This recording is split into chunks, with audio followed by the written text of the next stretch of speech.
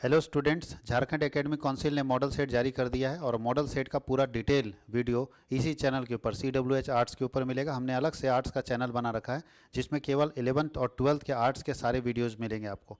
तो जो बच्चे क्लास 11th के और क्लास 12th के उनको अपने साथ जोड़िए और इस चैनल पे सबको लाइए ताकि इस चैनल पे कंटिन्यूअस वीडियो हर चैप्टर वाइज चैप्टर हम लोग multiple choice question, subjective question class 12th के लिए और केवल MCQ क्लास 11th के लिए इस चैनल के ऊपर डालेंगे। रेगुलर वीडियो जाएगा। अगर आप इसे पढ़ते हैं तो आपके लिए बहुत हेल्प होने वाला है, बहुत आपके लिए मदद होने वाला है आपके एग्जामिनेशन में। तो हम लोग जो क्वेश्चन ला रहे हैं सब इंपॉर्टेंट क्वेश्चन का कलेक्शन लेकर आ रहे हैं। तो आज आप हिस्ट्री का क्वेश्चन देखने जा रहे हैं जो क्लास 12th के लिए झारखंड बोर्ड ने, झारखंड एकेडमिक काउंसिल ने मॉडल सेट जारी किया है। तो आप पढ़िए आप सर से।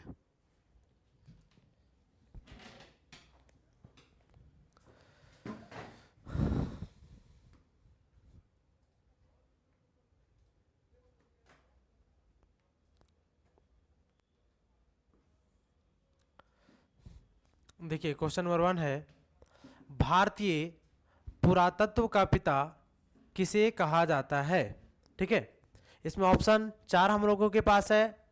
अलेक्जेंडर कनिंघम, दयाराम साहनी, रखाल दास बनर्जी, SR राव। ठीक है, तो इसका आंसर होगा option number A, Alexander Cunningham. ठीक है, क्योंकि दयाराम साहनी जो थे वो हड़प्पा सभ्यता की खोज किए थे और रखाल दास बनर्जी जो है वो मोहनजोदड़ो की खोज किए थे। नेक्स्ट क्वेश्चन नंबर 2 है, बौद्ध और जैन ग्रंथों में कितने महाजनपद का उल्लेख है। ठीक है, तो बौद्ध और जैन दोनों धर्म में जो महाजनपद का उल्लेख किया गया है वो कितने महाजनपद हैं। ठीक है, ऑप्शन नंबर ए में है 10, बी में है 12, सी में है 14 और डी में है 16। तो महाजनपदों की संख्या, क्वेश्चन यहाँ पे घुमा भी सकता है, पूछ सकता है कि महाजनपदों की संख्या कितनी है। ठीक है, तो महाजनपदों की संख्या 16 है। इसका आंसर होगा ऑप्शन नंबर डी। कभी कभी ये भी प्रश्न पूछता है कि 16 महाजनपदों में सबसे शक्तिशाली महाजनपद कौन सा था। ठीक है, तो सबसे शक्तिशाली महाजनपद जो था वो था मगध। ठीक है, चलिए नेक्स्ट क्वेश्चन नंबर 3 की ओर चलते हैं हम लोग।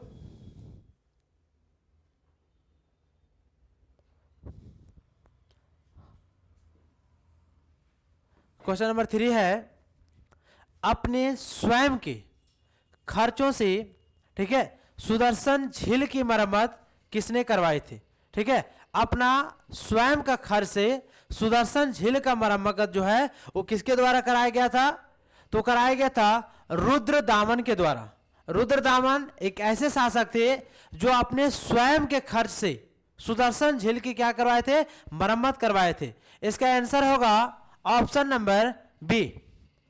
नेक्स्ट क्वेश्चन नंबर 4 है, मानव के संपूर्ण जीवन को कितने भागों में बांटा गया है। मानव का जो संपूर्ण जीवन है उसको कितने भागों में बांटा गया है। ठीक है, तो उसको 4 भागों में बांटा गया। कितने भागों में, 4 भागों में। ठीक है, इसका आंसर होगा option number B. Next question number 5 है, गौतम बुद्ध ने अपना पहला उपदेश किस स्थान पर दिया था। तो गौतम बुद्ध जो है, ठीक है, वो बौद्ध धर्म का संस्थापक माने जाते हैं, है ना। तो अपना जब इन्हें ज्ञान की प्राप्ति हुई थी बोध गया के बोधि वृक्ष के नीचे, ठीक है, तो सबसे पहले अपना उपदेश जो थे वो कहां पर ये दिए थे, तो अपना पहला उपदेश दिए थे सारनाथ में। कहां दिए थे, सारनाथ में दिए थे। इसका आंसर होगा option number B. Next question number 6 है, इब्न बतूता ने किस पुस्तक की रचना की थी।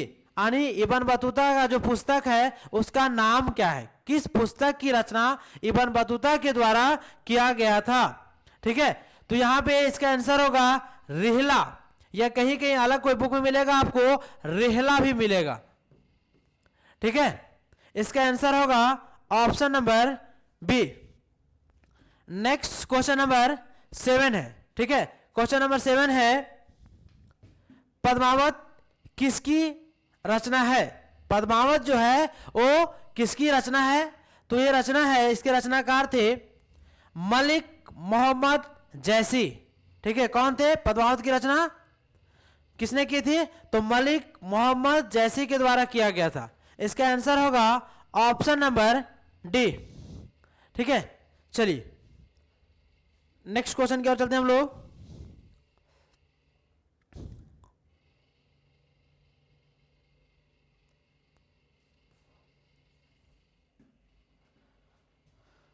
क्वेश्चन नंबर 8 है, तालीकोटा का युद्ध कब हुआ था?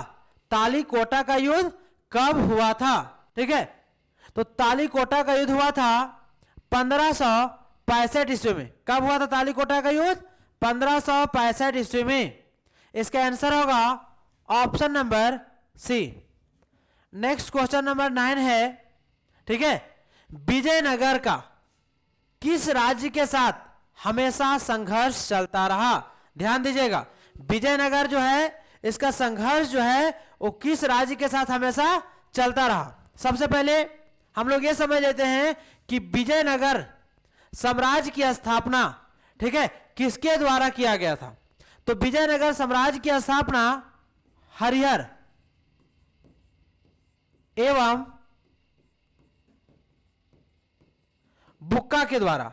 हरिहर और बुक्का जो थे वो दोनों भाई थे। ठीक है, हरिहर और बुक्का के द्वारा विजयनगर साम्राज्य की स्थापना 1336 ईस्वी में की गई थी।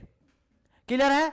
अब इसका क्वेश्चन क्या है कि विजयनगर का किस राज्य के साथ हमेशा संघर्ष चलता रहा? ठीक है, तो वो था बहमनी।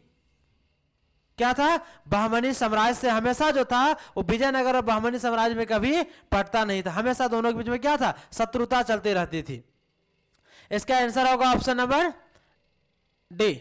नेक्स्ट क्वेश्चन नंबर हमारे पास है 10 नंबर, मुगल कालीन ऐतिहासिक स्रोतों में शामिल थी। ठीक है, मुगल कालीन ऐतिहासिक स्रोतों में शामिल थे। क्या शामिल है? देखिए, ठीक है, तो ये शामिल था यहां पे ऐतिहासिक ग्रंथ। ऐतिहासिक मतलब कि मुगल काल के बारे में कैसे हम जानकारी इकट्ठा कर पाएंगे, कौन कौन से साधन, कौन कौन से स्रोत हमारे पास उपलब्ध है। ठीक है, तो ऐतिहासिक ग्रंथ भी उपलब्ध है, सरकारी तथा गैर सरकारी दस्तावेज ये भी उपलब्ध है।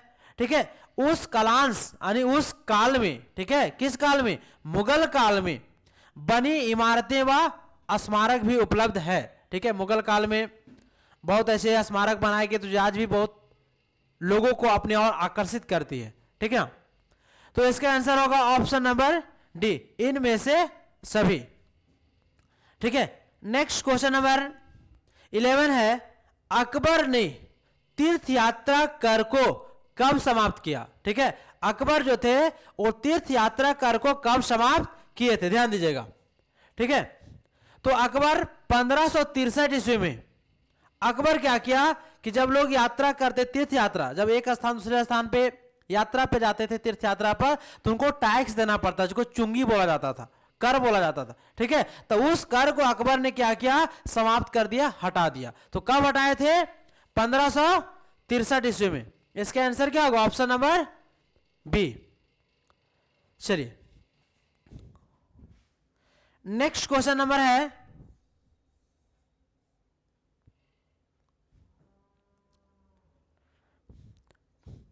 12 नंबर क्वेश्चन नंबर, ध्यान दीजिएगा, संस्थाल विद्रोह कब हुआ था? ठीक है, इसका ऑप्शन यहां नहीं, आगे देखेंगे हम लोग। संस्थाल विद्रोह कब हुआ था? ध्यान समझ लीजिएगा।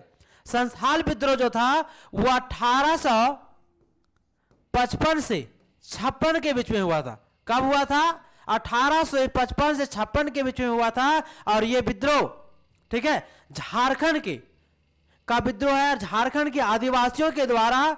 और इस विद्रोह का नेतृत्व करता जो थे वो सिद्धू और कान्हू थे। ठीक है, संस्थाल विद्रोह का नेतृत्व किसके द्वारा किया गया? सिद्धू और कान्हू के द्वारा। कब किया गया था? तो 1855 और 56 के बीच में। क्लियर है? चलिए नेक्स्ट क्वेश्चन हम लोग देखते हैं।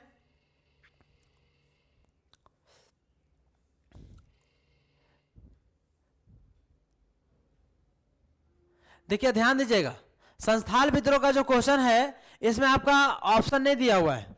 ठीक है, क्योंकि ये विद्रोह हुआ था 18, अब ऑप्शन नहीं दिया हुआ तो यहाँ पे कंफ्यूज थोड़ा सा कीजिएगा, तो आपको इसको मार सकते हैं क्या, ठीक है, आप इसका मार सकते हैं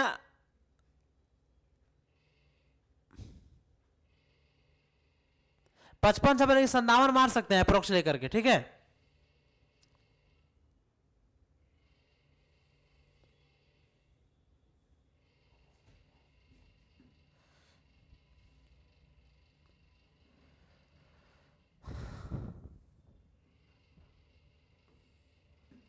ध्यान दीजिएगा, नेक्स्ट क्वेश्चन नंबर 13 क्या है, 1857 के विद्रोह में बिहार का नेतृत्व किसने किया था।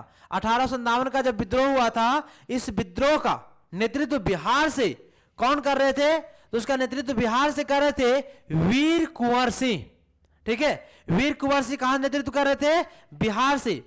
किसका नेतृत्व कर रहे थे, 1857 ईस्वी की क्रांति का, ठीक है। चलिए इसका आंसर क्या होगा, option number B. Next question number 14 है, सहायक संधि की व्यवस्था किसने की, या फिर ये क्वेश्चन पूछ सकता है कि सहायक संधि का संबंध किससे है, ठीक है। तो सहायक संधि जो है किसका था, लॉर्ड वेलेज अली का। ध्यान दीजिएगा, सहायक संधि किसका था, लॉर्ड वेलेज अली का। ये करते क्या थे कि देशी क्षेत्रीय राजाओं के साथ समझौता कर लेते थे और उस क्षेत्र को फिर क्या लेते थे, हड़प लेते थे, अपने कब्जे में उस क्षेत्र को कर लिया जाता था, ठीक है। तो सहायक संधि की व्यवस्था किसने की थी, तो लॉर्ड वेलेज अली ने किया था, ठीक है। इसका आंसर होगा option number D. Next question number 15 है, संविधान सभा की संचालन समिति के अध्यक्ष कौन थे, यानी संविधान सभा का जब गठन किया जा रहा था उस समय संचालन समिति के अध्यक्ष जो थे वो कौन थे, ठीक है। तो कौन थे, डॉक्टर राजेंद्र प्रसाद। कौन थे, डॉक्टर राजेंद्र प्रसाद, ठीक है। अब इन्हें संविधान सभा का अस्थायी अध्यक्ष भी कहा जाता है। ध्यान दीजिएगा, संविधान सभा का अस्थायी अध्यक्ष पूछा गया, अगर पूछा जाएगा प्रश्न में तो उसका आंसर भी क्या होगा, डॉक्टर राजेंद्र प्रसाद। और कहीं कहीं कभी पूछ लिया जाएगा कि संविधान सभा का अस्थायी अध्यक्ष कौन थे, ठीक है। तो कौन थे, तो डॉक्टर सचिदानंद सिन्हा। ध्यान दीजिएगा। नेक्स्ट क्वेश्चन नंबर 16 है, कलकत्ता में सर्वोच्च न्यायालय की स्थापना कब की गई थी, ठीक है। कलकत्ता में सर्वोच्च न्यायालय की स्थापना कब की गई थी, 1773 ईस्वी में, ठीक है। कब, 1773 ईस्वी में। इसका आंसर होगा option number C. Next question number 17 है, सविनय अवज्ञा आंदोलन का प्रारंभ किसने किया था। ध्यान दीजिएगा, सविनय अवज्ञा आंदोलन का प्रारंभ किसने किया था, तो किसके द्वारा किया गया था, गांधी जी के द्वारा, ठीक है। इसका आंसर होगा ऑप्शन नंबर ए।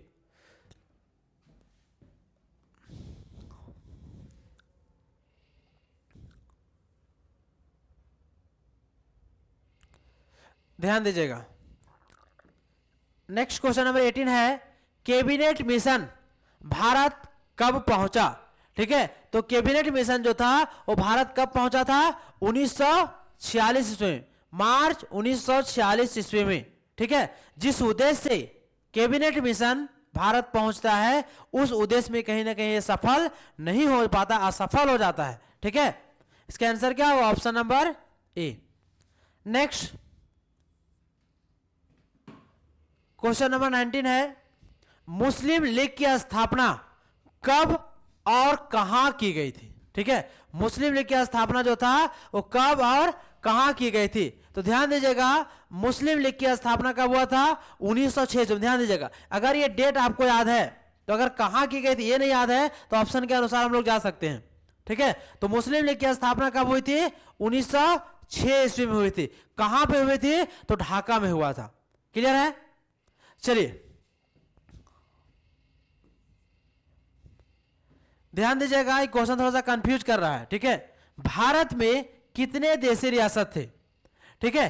तो भारत में देशी रियासतों की संख्या कितना है, 565। कहीं देखिएगा, ध्यान दीजिएगा, कहीं किसी बुक में आपको क्या मिलेगा, 565 भी देशी रियासतों की संख्या मिलेगी। लेकिन जो एनसीईआरटी के अकॉर्डिंग हम लोग चलते हैं तो वहां कितना मिलता है, 562, ठीक है। अब देशी रियासत था क्या? तो जिस समय भारत हमारा स्वतंत्र हुआ था उस समय 565 अलग अलग क्षेत्र में देशी रियासतों के द्वारा शासन को चलाया जा रहा था। ठीक है, तो कितने देशी रियासत थे? 562। ठीक है, इसका आंसर होगा option number A. Next question number 21 number है, गुरु नानक का जन्म कब हुआ था? ठीक है, गुरु नानक का जन्म जो है वो कब हुआ था? ठीक है, तो गुरु नानक का जन्म जो हुआ था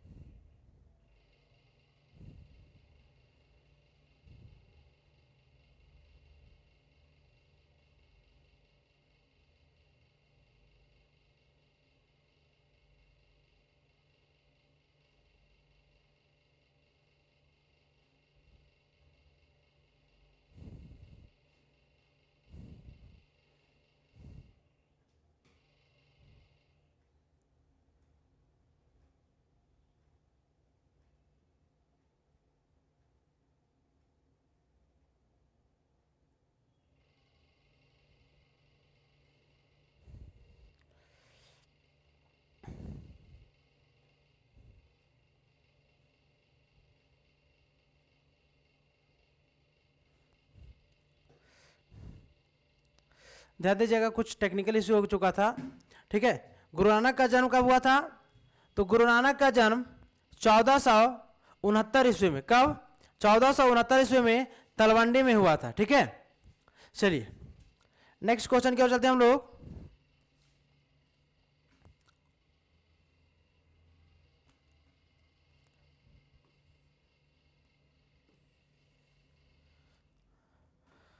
क्वेश्चन नंबर 22 है, किस यात्री को मध्यकालीन यात्रियों का, ठीक है, सरताज कहा जाता है?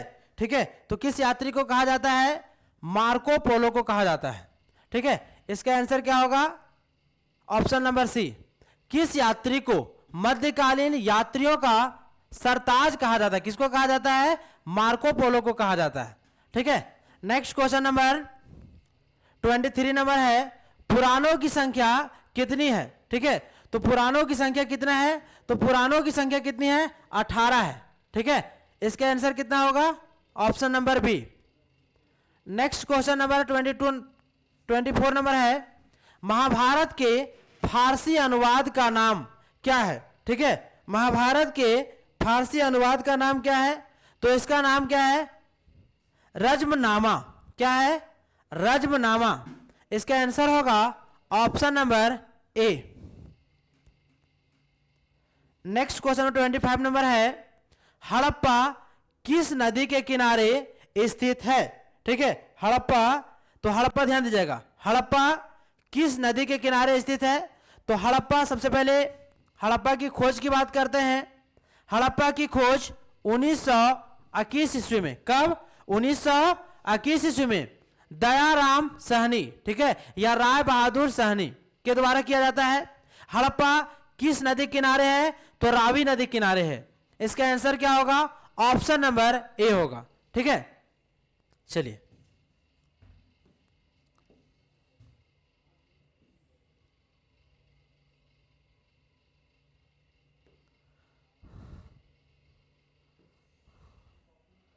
नेक्स्ट क्वेश्चन 26 नंबर है, पीर का क्या अर्थ है? ठीक है, पीर का क्या अर्थ है? तो पीर का अर्थ होता है गुरु। क्या होता है पीर का अर्थ? गुरु होता है। इसका आंसर होगा option number B. Next question 27 number है, बारबोसा कहां के यात्री थे? ध्यान दीजिएगा, बारबोसा कहां के यात्री थे? ठीक है, तो बारबोसा पुर्तगाल के यात्री थे। ठीक है, कहां के यात्री थे? पुर्तगाल के यात्री थे। और पुर्तगाल के यात्रियों में, ठीक है, एक वास्को डी गामा भी थे, जिन्होंने 1498 ईस्वी में समुद्री मार्ग के द्वारा भारत की खोज किए थे। ठीक है, इसका आंसर क्या होगा? Option number B. Next question 28 number है, पांचवी रिपोर्ट ब्रिटिश संसद में कब पेश की गई? ठीक है, तो कब पेश की गई थी? 1813 ईस्वी में। इसका आंसर होगा option number C. Next question में 29 नंबर है, हड़प नीति किसने लागू की थी? ठीक है, तो हड़प नीति किसका था? लॉर्ड डलहौजी का। किसका था? लॉर्ड डलहौजी का। हड़प नीति के तहत झांसी, कानपुर, अवध, ठीक है, ये सब क्षेत्रों को हड़प लिया गया था।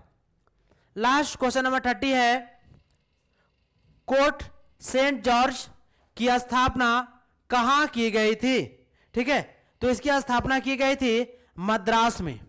ठीक है, चलिए ये 30 क्वेश्चन हम लोग कंप्लीट कर लिए हैं। अगर आप बेहतर तैयारी करना चाहते हैं अपने क्लास 11th या क्लास 12th का, तो मेरे चैनल पर जुड़े रहिए। प्रत्येक दिन लगातार वीडियो जाता रहेगा।